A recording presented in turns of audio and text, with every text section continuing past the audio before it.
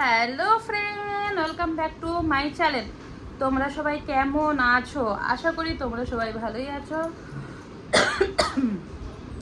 তো এখন যেহেতু বর্ষাকাল চলছে, বৃষ্টি হচ্ছে, আমাদের এখানেও বৃষ্টি হয়েছে, কিন্তু তারপরেও গরম। আর বৃষ্টি হলে না একটু মনে হয় যে একটু কিছু স্ন্যাক্স বানিয়ে খাই সন্ধ্যাবেলার দিকে। তো সেই জন্য আজকে বেশি হচ্ছে ভাবনা চিন্তা না করে তো ভাবলাম যে একটা স্ন্যাক্স বানাবো। আর বানাচ্ছি যখন, তোমাদের সাথে শেয়ার না করলে হয়? অনেক কিছু বানাই যেগুলো তোমাদের সাথে শেয়ার করা হয়ে ওঠে না টাইমের অভাবে। তো ভাবলাম চলো আজকে আবার একটা স্ন্যাক্স তোমাদের সাথে শেয়ার করি। তো যেহেতু ঘরে আমার ব্রেড ছিল, তো তাই ভাবলাম ওই ব্রেড দিয়ে কিছু একটা বানানো যাক। আর ওই ব্রেড দিয়ে কি আমি বানাবো সেটা তোমার দিকে দেখতে হলে পুরো রেসিপিটা দেখতে হবে, আর তার জন্য আমার রান্নাঘরকে যেতে হবে। তো চলো আমার রান্নাঘরে আমি কি করে বানাই সেইটাই তোমাদের সাথে শেয়ার করব। আর এই মানে কি বলবো, এই বর্ষাকালে কাদেরকে মানে সন্ধ্যাবেলা স্ন্যাক্স পকোড়া এগুলো খেতে ভালো লাগে, তো জানিও আমাকে, ঠিক আছে? তো চলো বেশি বকবো না, সোজাসুজি চলো আমার রান্নাঘরে। দেখো, আমি ব্রেড নিয়ে নিয়েছি অনেকগুলো। এবারে কি করব, এখান থেকে একটা একটা করে ব্রেড নেব, আর এই জলে ডুবাবো। এবারে এটা ভালো করে নিচড়ে নিলাম, এবারে একটা আলাদা জায়গায় রেখে দেব। দেখো, সবগুলা আমি একইভাবেই এটা নিয়ে নিয়েছি। এরপরে আমি এখানে সিদ্ধ করা আলু অ্যাড করব, পরিমাণ হিসাবে অ্যাড করব। এখানে আমি নিয়েছি পেঁয়াজ কুচি, কাঁচা লঙ্কা কুচি, গাজর কুচি দিয়ে দেবো। এবারে আমি গুঁড়ো মশলা দেবো, রান্নাঘরে যে বেসিক গুঁড়ো মশলাগুলো থাকে এক এক করে আমি দিয়ে দেব। জিরা গুঁড়া, ধনের গুঁড়ো, লঙ্কার গুঁড়া, আর এখানে পরিমাণ মতো নুন দিয়ে দেব, স্বাদ অনুসার। নুনটা কম বেশি তোমরা দেখে দিবে। এখানে দিয়ে দেবো ভাজা মশলা, 2 চামচ ভাজা মশলা দেবো। আমার বাড়িতে গরম মশলাটা শেষ হয়ে গেছে, এখানে তোমরা গরম মশলা অ্যাড করে দিও। এখানে দিয়ে দেবো কসুরি মেথি। ধনে পাতাটাও শেষ হয়ে গেছে, তোমরা ধনে পাতাটা দিবে যার যার বাড়িতে থাকবে।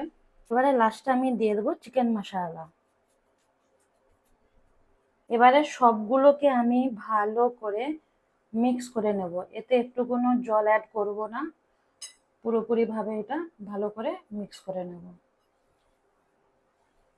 দেখো, আমার কিন্তু এটা ভালো করে মাখানো হয়ে গেছে। আমি না এতে একটা জিনিস দিতে ভুলে গিয়েছিলাম, আবার আমার মনে পড়ে গেছে। তো এখানে আমি কর্নফ্লাওয়ার দিতে ভুলে গিয়েছিলাম। তো এখানে আমি কর্নফ্লাওয়ার বা এরারুট দিয়ে দিচ্ছি, এটা হচ্ছে আমার এরারুট। তো কম করে একটু এরারুট দিয়ে দিচ্ছি, তোমরা এটাতে কর্নফ্লাওয়ারও অ্যাড করতে পারো। এবারে এইটাকে ভালো করে একটু মিক্স করে নেব। সামান্য পরিমাণে একটু তেল গুলিয়ে নেব, যাতে তাড়াতাড়ি ভালোভাবে উঠে যায়। তো এখান থেকে কিছুটা নেব, এই যে দেখো এই এতটা।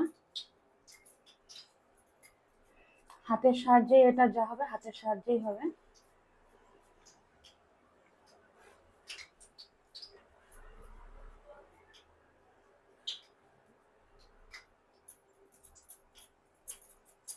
ভালো করে এটা শেপ বানাবো।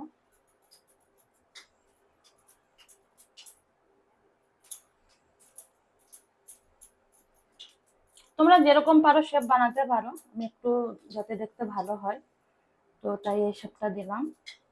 এটাতে আমি একটা তিকোনার মতন দেওয়ার চেষ্টা করব। তো চলো,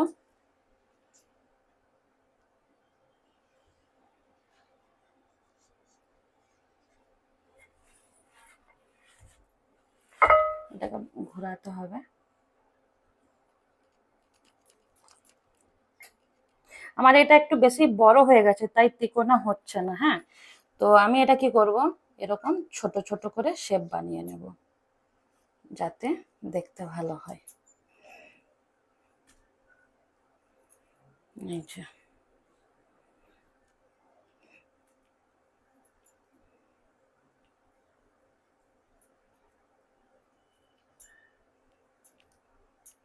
কেননা আমার এটা একটু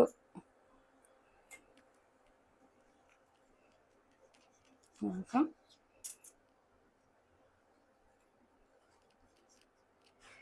মানে যেরকম পারো সেরকম সাইজ এটা তোমরা করতে পারো, ছোট বড়। এই যে দেখো, এই যে এরকম করে সবগুলো বানিয়ে নেব। এখানে আমি তেল গরম বসিয়ে দিয়েছিলাম, আর তেলটা আমার গরম হয়েই গেছে। তো এক এক করে চলো এগুলো ছেড়ে দিই।